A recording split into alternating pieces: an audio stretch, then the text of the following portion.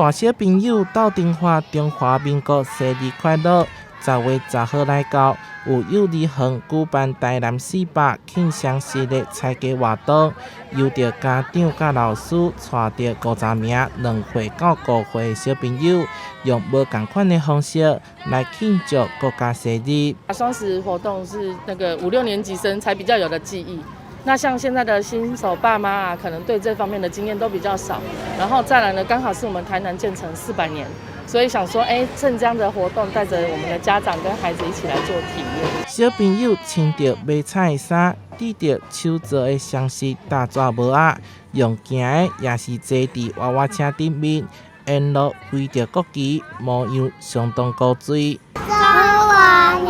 鬼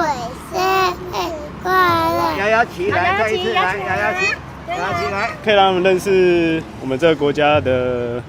一个活动，这样就是双十这个很重要的一个节庆。家长认为这是真有意义的活动，让囡仔自细汉就会当知影双十节是国家的生日，并且建立爱国观念。幼儿园嘛希望大家斗阵落实囡仔未来由咱守护的诉求，祝福囡仔健康平安大汉。台南新闻社会采访报道。